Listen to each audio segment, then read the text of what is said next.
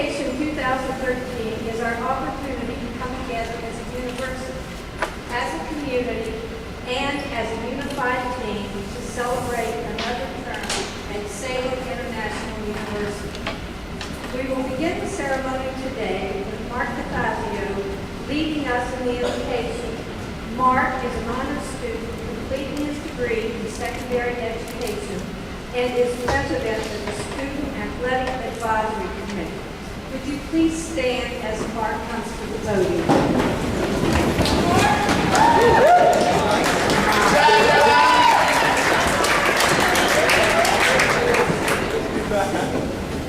All rise, precious and merciful Heavenly Father. We praise your name today in a day of great celebration. We pray for your guidance and protection. Lead us to safe passages ahead. Let us not fear the future, but embrace it and persevere. God, we shall pause for a moment to think of people who are not here to share this wonderful day of celebration. And with that, I'd like to read this psalm of courage. Whoever dwells in the shelter of the Most High will rest in the shadow of the Almighty. I will say of the Lord, He is my refuge and my fortress, my God, in whom I trust. Surely He will save you from the foulest snare and from the deadly pestilence. He will cover you with His feathers, and under His wings you will find refuge. His faithfulness will be your shield and rampart. You will not fear the terror of night, nor the arrow that flies by day, nor the pestilence that stalks in the darkness, nor the plague that destroys at midday. 1,000 may fall at your side, 10,000 at your right hand, but it will not come near you. You will not observe with your eyes and see the punishment of the wicked. If you say, "The Lord is my refuge," you will make the Most High your dwelling. No harm will overtake you. No disaster will come near your tent. For He will command His angels concerning you to guard you in all your ways. They will lift you up in their hands, so they will not strike your foot against a stone. You will tread on the lion and the cobra. You will trample the great lion and the serpent, because He loves me, says the Lord. I will rescue Him. I will protect Him, for He acknowledges my name. He will call on me, and I will answer Him. I will be with Him in trouble. I will deliver Him and honor Him. With long life I will satisfy Him and show Him my salvation. Amen. Thank you.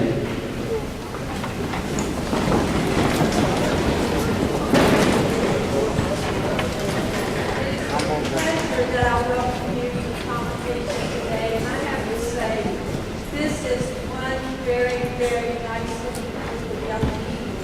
It makes me proud to stand here as president of the university. I'm kind of proud of the faculty and staff too. Thanks everybody for being here.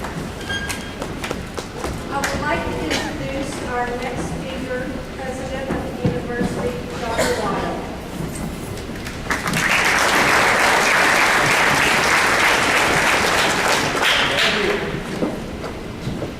Before I forget, you wind me up at the top and we go for a while.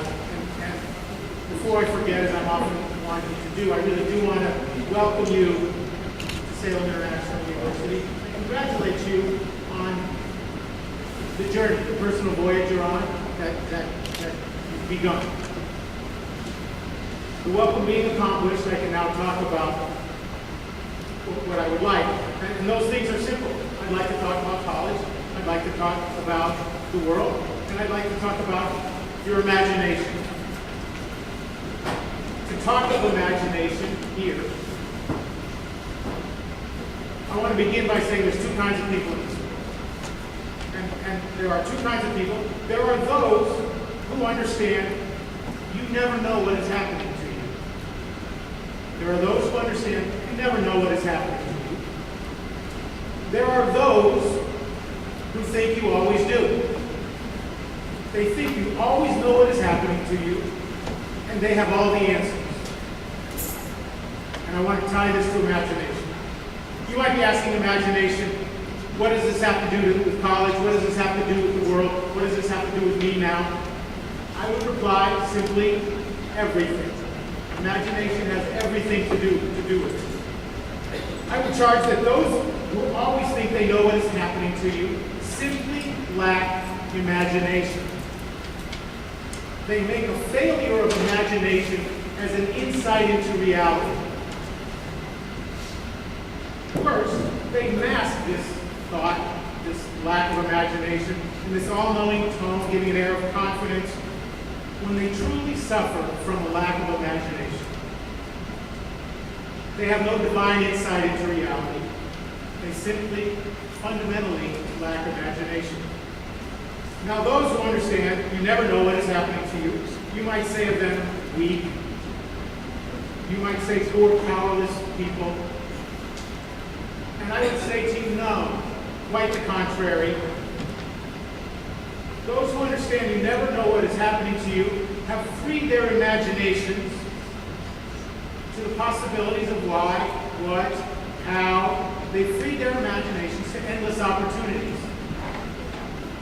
They are free to imagine and hence better understand, openly embrace the world in front of them.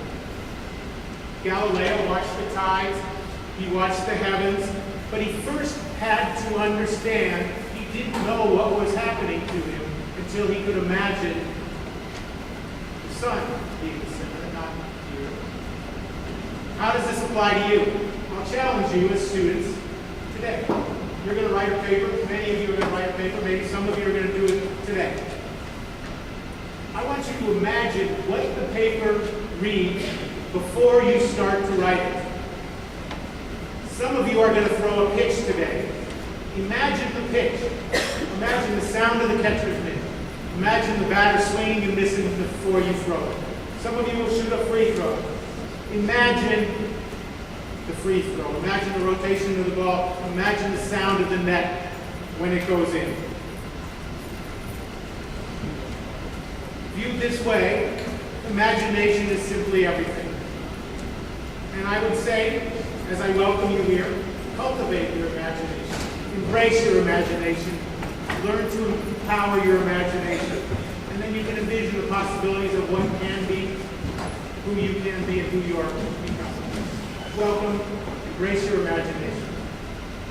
I would like to welcome now, and before I do that, I suppose I should say, a neat thing about what's going on today is we're being, I believe, broadcast on the internet somehow. There's things sticking through the air.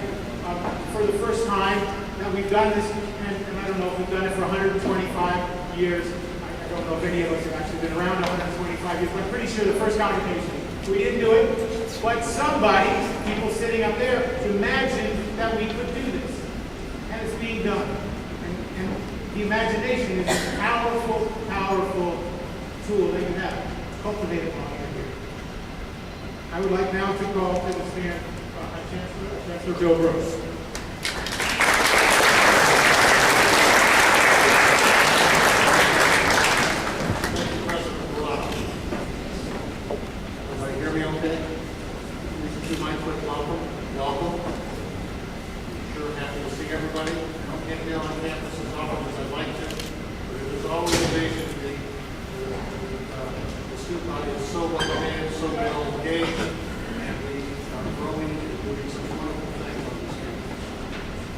Good afternoon, and welcome to Convocation 2013. It is my honor to introduce our guest speaker today, Mr. Luke Christie. Mr. Christie is a native of Harrison County, born and raised in Clarksburg and Lake Florida. A 1982 graduate of Salem, Luke is the son of John and Mary Lou Christie, both Salem graduates. 4 of his 7 siblings are Salem graduates. He graduated from Washington Irving High in 1975 and has a long and distinguished career for State Farm Insurance. 15 years in Wheaton, Maryland, and the last 15 years in Berkeley Springs, West Virginia. His wife Bridget is from Reedsville, West Virginia. Luke and Bridget are proud parents of a 7-year-old daughter, Emma, who is in 2nd grade. Luke is acting in service in his community. He's acting in Rotary, the First United Methodist Church, and spent 8 years on the Morgan County School Board. Luke mentors at-risk students and is a volunteer reader at his community schools. He began his career as a volunteer basketball coach at Berkeley Springs High School and has been actively involved in that endeavor for over 14 years. Please welcome me and join me in welcoming Luke Christie to the Convocation.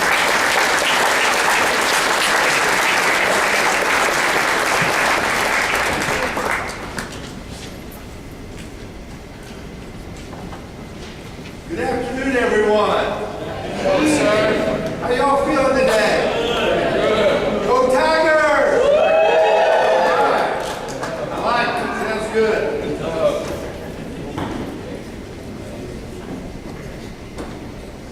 A set of jumper cables walks into a bar.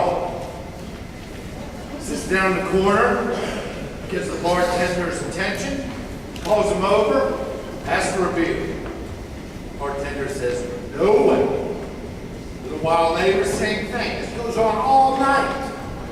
Finally, towards the end of the night, the bar's starting to clear out, set of jumper cables. Still there. Bartender comes over, set of jumper cables, orders another beer. Bartender goes over, pours it, brings it over, sits it down real slow and said, okay, here's your beer. Just don't start anything. Well, I'd like to start something right now.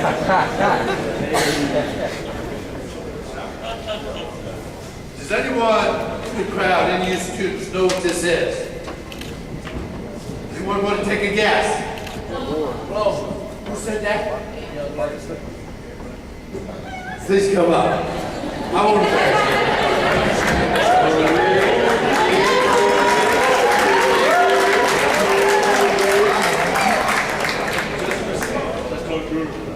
What's your name? This is Monique. Does everybody know Monique? Yeah. Let everybody say hi, Monique. Hi. Monique, this is my Salem College diploma. My real name happens to be Michael. It says Michael C. Christie, a degree of Bachelor of Science. I'm going to hand this to Monique because I'd like her to hold it. Because what are you all after here? Are all of you all after one of these? Let me hear it again. You all after one of these? I'm going to hand it to Monique, and I'm going to let her pass it around. I'd like you all to hold this degree because this is what you're going to go after. This is what you're going to get. Let's hear it from Monique.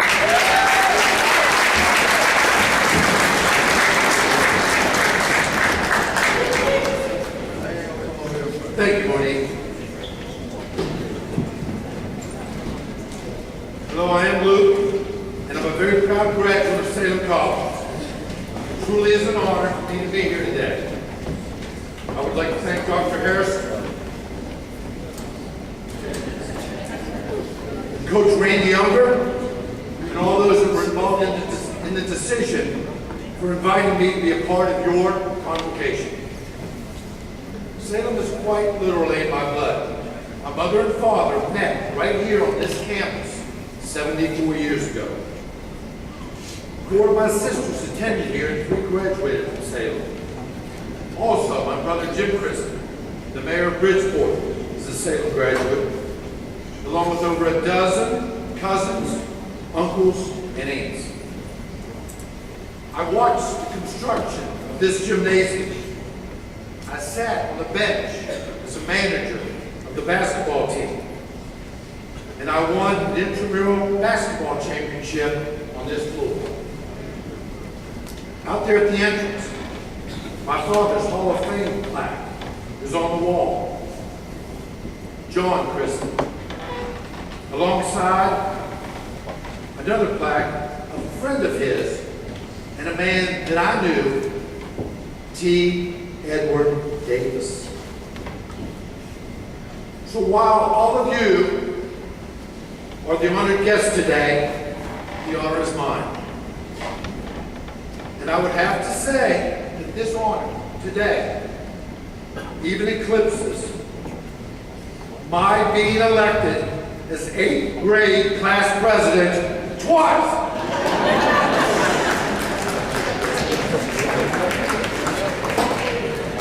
Wondered how I did that, huh?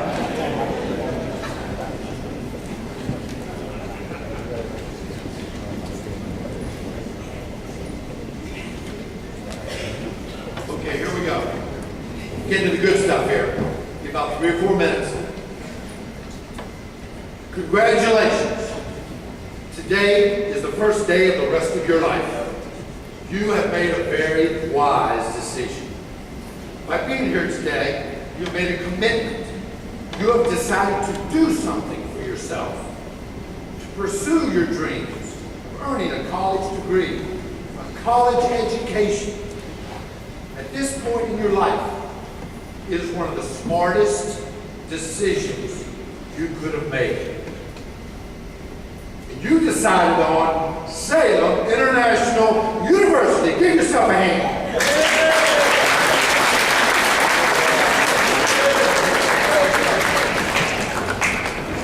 The days, weeks, semesters, and years ahead of you will be filled with studying, frustration, friendships, heartaches, wonderful and exciting, significant moments, and I certainly hope a little magic. Your college life and the years to come will be defined by the decisions that you will make every single day. So think before you speak. Don't write a check with your mouth that your backside cannot cash. Think before you act. Use that brain that God gave you. Think and remember while you are in that moment. The most significant moments in our lives pass us by without us even realizing. Allow me to repeat that. The most significant moments in our lives pass us by without us even realizing. Today, June 1st, 2017,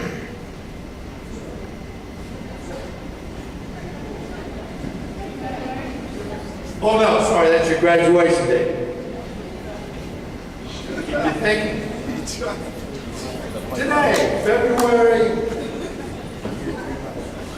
7th. Somebody got that now? I got it. February 7th, 2013 is a very significant day in your lives. It is a new beginning.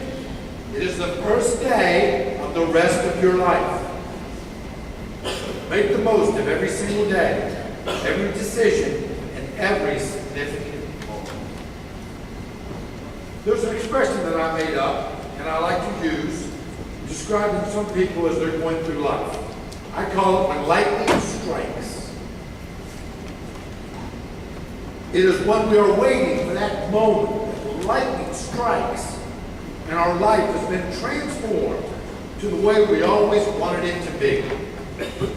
We have the best grades, the best friends, our team always wins, our girlfriend or boyfriend worships the ground that we walk.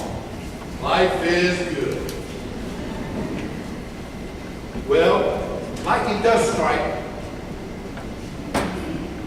but it usually comes with clouds and a storm, and it's usually trouble. Those that have planned and are well prepared, those that have done their homework, will weather the storm. Not only that, but you will come out of it for the better and with a sense of pride and accomplishment. As for the setbacks, prepare yourself for them. None of us get out of this life unscathed. With hard work, perseverance, contagious positive attitude, and sometimes a little luck, you will reach your goals. And that life that you have dreamed about will all come true on a beautiful, sunny day. Thank you.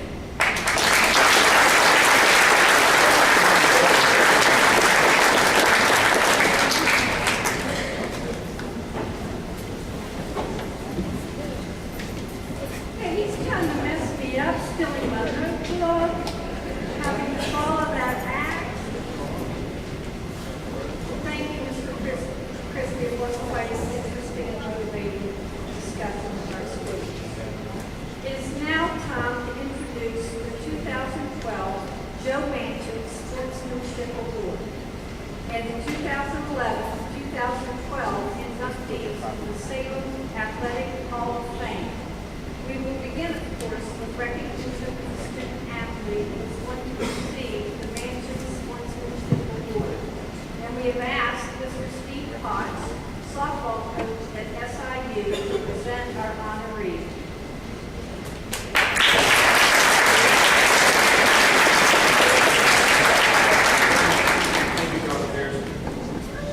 The Joe Manchin Sportsmanship Award is presented to the graduating student athlete who best exemplifies all the attributes of what a scholar athlete strives to portray. The award recognizes the body of work over the years at Salem International University. Joe Manchin was a member of the North Central West Virginia region who gave countless hours working for the good of the people of this university, the region, and the state. In that spirit, recipients of this award have provided leadership, enthusiasm, dedication, outstanding university citizenship, and have pursued excellence in their sport or sports. This year's Joe Manchin Award is being presented to Lise Couturier. Lise came to Salem International 4 years ago as part of my first freshman class. When Lise started playing in my program, she was faced with the tremendous task of being one of the two starting pitchers. Lise didn't have an option, but rather was forced to provide leadership because of the position she was in. Through all the adversity during her freshman year, Lise stayed loyal to the program when leaving was a quick and easy option. Lise has matured on and off the field and excelled in the classroom and is a great representative within the community for the school and the program. Lise embodies all the attributes of this award in that she is a great leader. She is enthusiastic, she is dedicated, she's an outstanding citizen of this university, and she has excelled in softball. I am proud and honored that Lise is a part of my Salem International softball program. It is with great pride that I present to you the 2012-2013 Joe Manchin Sportsmanship Award recipient, Lise Couturier.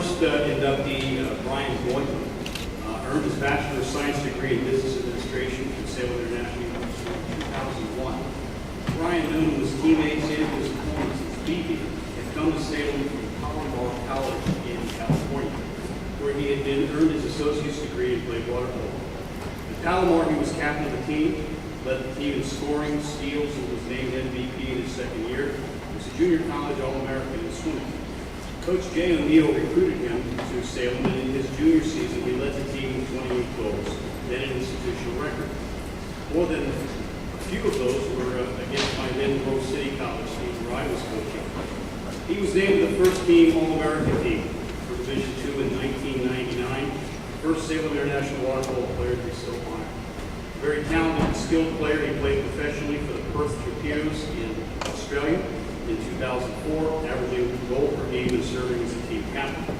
For 6 years, he was a head men's water polo coach at Palomar College, taking his team to the Southern California Championships twice. A native of Vista, California, BB currently resides in Carlsbad. He earned his master's degree in physical education from Azusa Pacific University. He is married, and he and his wife, Susie, have a 2-year-old daughter, Bryn. Distance prevents him from being here today, but he did send along the following. It is truly an honor to be part of SIU's Hall of Fame. I wish that I had the ability to be there in person and see the campus where I spent countless hours of studying and playing golf. The hard work with the library and the pool at SIU has been a huge part of how my life has played out. I will cherish this award and be proud to show the family and friends that I am an SIU Tiger. Thank you. Brian Boynton is an outstanding addition to the Salem Catholic.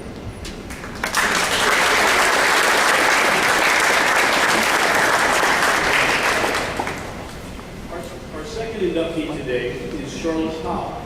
Charlotte earned a Bachelor of Arts degree in Youth and Human Service Management from Salem State University in 1998. Native of Cleveland, Ohio, she is one of 4 women to win the WBIC Women's Basketball Player of the Year twice, earning the honor in 1995 and 1996. She led the conference in scoring both years with 24.2 and 23.5 points per game, respectively. She led the league in 1995 in field goal percentage with a 55.7% shooting percentage, and the league in 3-point field goal percentage in 1996 with a mark of 39.2. An all-round player, Charlotte was in the conference's top 10 in rebounding and assists during both seasons. While she was competing in this gym, she led her team to a pair of league regular season conference tournament titles, boasting a WBIC record of 35-3. Charlotte was named tournament MVP twice as the Lady Tigers claimed back-to-back titles. The 1995 team led the conference in team scoring, averaging 89 points per game. She is the all-time leading scorer for women's basketball at Salem with 1,431 career points. An NAIA second-team All-American selection in 1995. She was honored in 2007 by being selected as a member of the WBIC 25-at-25 squad. This team was selected by a panel of 31 past and present WBIC coaches, administrators, players, and media members, honoring the 25 all-time greatest players and top 5 coaches to celebrate the 25th anniversary of the WBIC. Charlotte played professionally for the Cleveland Crush at the Women's Blue Chip Basketball League. Current high school basketball coach, she's not able to join us today due to the time of this induction. But she also thanks for her award. Charlotte Powell is an outstanding addition to the Salem Athletic Hall of Fame.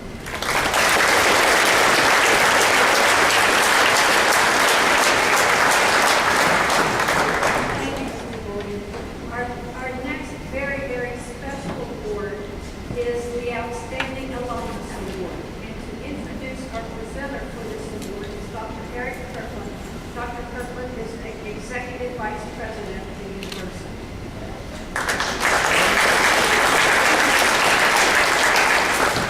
Thank you very much. It's an honor to be here. I've been duly warned not to sing, not to dance, and not to crack any jokes. Of course, my singing and dancing would be better than any joke. But I am honored to introduce the presenter for the Outstanding Alumnus Award, Dr. Dallas Bailey. Dr. Bailey is President Emeritus of Salem College, a 1959 graduate, earned his Bachelor of Arts in Law and Relations with a minor in sociology. He's a gentleman of high personal integrity and achievement who's always been a strong supporter of the university and a wise advisor to the past development. He served as president of the college from 73 to 78. He's also served as the director of alumni affairs.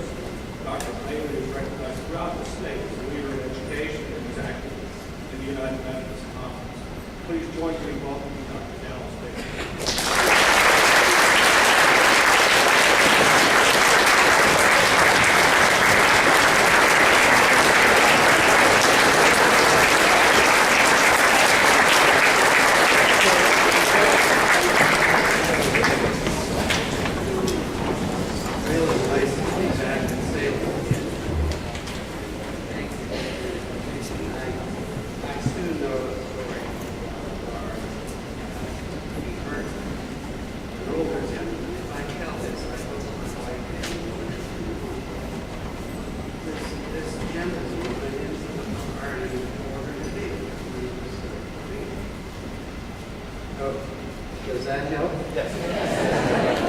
Well, you might have missed an important part of the story. An older gentleman came into the bar and ordered a beer, and he was served the beer. And he enjoyed it. And he ordered another one, and he was served another one. After the third beer, he disappeared. But he showed up again and ordered more beer. But then he disappeared. And this went on for some time. He would order a beer, sit there a few minutes, and disappear. The bartender said, I'm going to see where he goes. He followed him down the hall to the men's room. And there he was, pouring the beer in the urinal.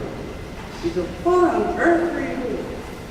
He said, I'm getting damn tired of being the middleman around here. Well, it was funny. That was 57 years ago, in the fall of 1955, a young man from the Appalachian Mountains in western New York came to Salem, where the next 40 years of his life and work were incubated. It was the small group dynamics that he experienced as the experiential learning process that set his course for the rest of his life. He has often said that had it not been for Salem and its concern for the learner, he would not have made it, especially guys like him from a high school class of 16 in rural Panama, New York. Jim graduated in 1959 with a major in human relations and then went to Penn State University for a Master of Arts degree in sociology and eventually a Juris Doctorate from the University of Denver.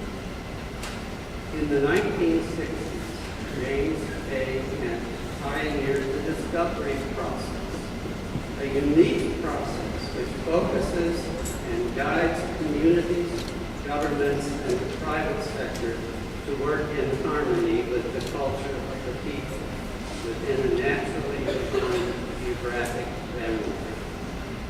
Kent's cultural development process began when he worked with the War on Poverty under Presidents Kennedy and Johnson.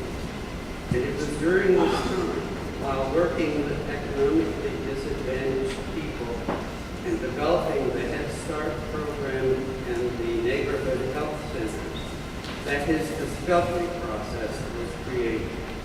He found that by identifying and working with natural communication systems within a specific human geographic area of a community, people could resolve their own issues and design effective responses to neighborhoods and community concerns.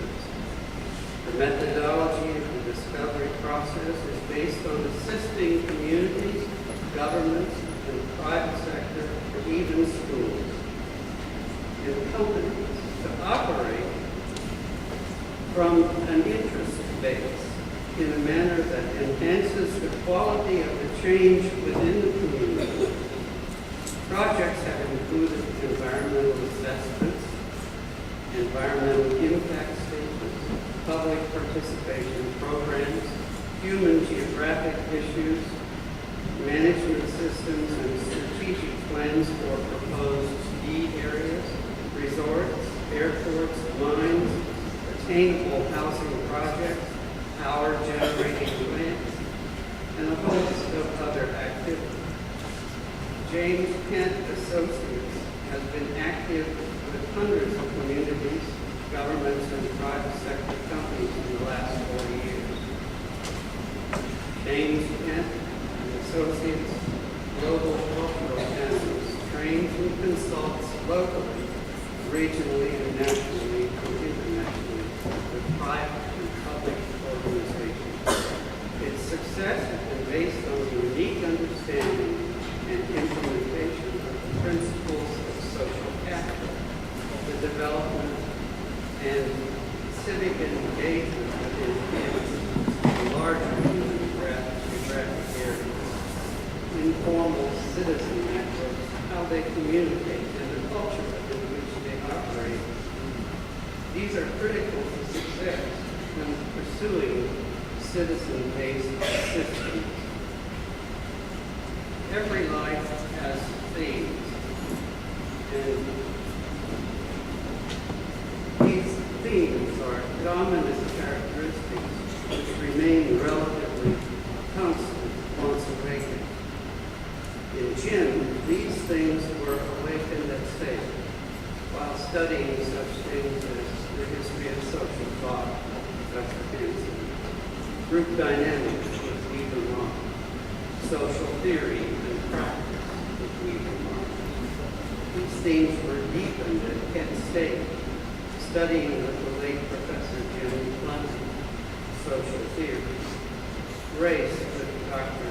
Rich, statistics with Glenn Knightley, and the social justice themes which were exploding all around him there and were left to explode all around the United States.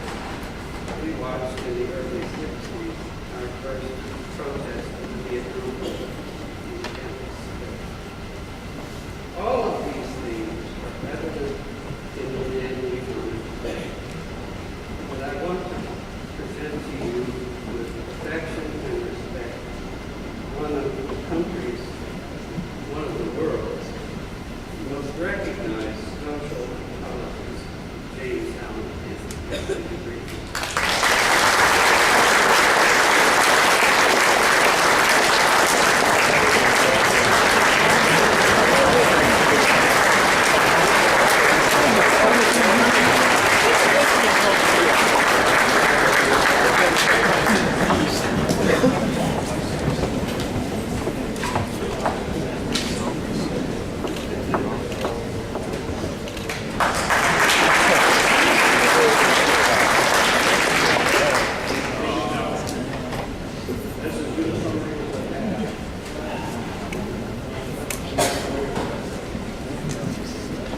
Thanks to you all.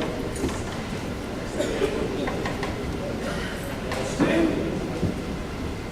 Columbus. It has been a wonderful trip. It all started here at State College. And I just want to give you an orientation on what happened to me on my trip. One, not only I went through working throughout China, Philippines, and other places. What I want to do is thank Dr. Berkeley for a tour of the campus. Wednesday of the conclusion. And I was thinking Dallas. This tour took quite a little time. Dallas and I were talking. It took about 5 minutes. We had 2 buildings, classroom, main, across the road was the gymnasium, and a tennis court, we had a concert hall, student union. That was it. That was our thing. That was our campus. We have a lovely campus. Dean Sale College and Sale International University. I want to read the Salem International University mission statement. And it puts forth the following. The mission of the university is to prepare global citizens with broad knowledge, remarkable professional skills, and ability to make decisions with integrity and as international perspectives. It's interesting that I have fully accomplished that mission since leaving Salem College, even though I was here, that mission statement did not exist. And that got me to thinking, how is it that many years ago, the faculty has forced us to create in students like Dallas and me the courage to go forth on the quest set out in this mission statement? And upon reflection, I think it was because as students, we were surrounded day in and day out by people with passion, love, and kindness. This gave us confidence in who we were. It being hugged not only by the people, but being hugged by the mountains. I don't know if you've ever gone to the Rocky Mountains. Those mountains don't hug you. They address you. These mountains hug you. But on top of that, the faculty instilled in us was not just content, but an excitement and adventure for learning, discovering, and dreaming. Learning, discovering, and dreaming. We were always on field trips, doing community practices, and engaging with real work. I think it was the campaign of 1956. Cecil Underwood, the vice president of our college, right here, decided to run for governor.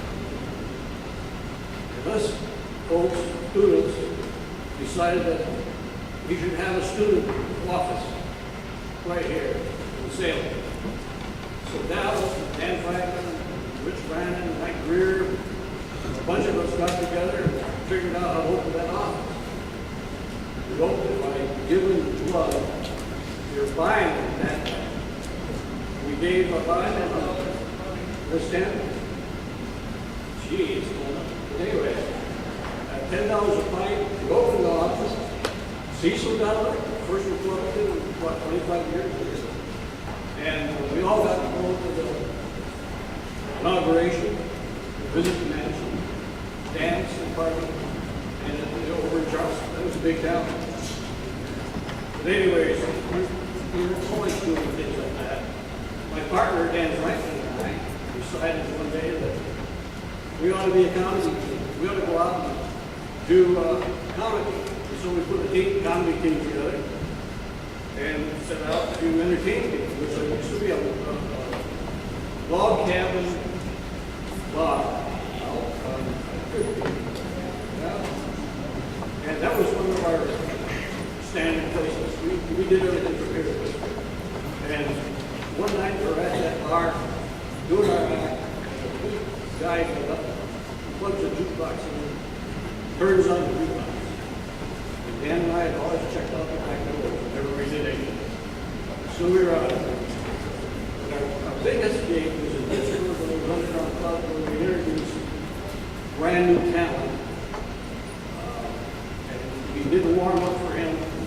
Talent, when it came out, Dan and I criticized it, didn't like it. It was Convocation. We were hurting. So, the major impact that happened to me here at Salem, because of this current environment, was not to be fearful of taking risks. Somewhere along the line, taking risks was just a part of who I became. This created in me a free man to go and to engage wherever a learning challenge presented itself, whatever the environment. Remember, here at Salem International University, you are presented with the opportunity to live life as an adventure. Grab it with all your heart and live life on the edge to the fullest. Thank you, Salem International University, for giving me the confidence to pursue a life well lived, and for starting you, a new generation of learners on your own quest. It is a wonderful trip. Thank you.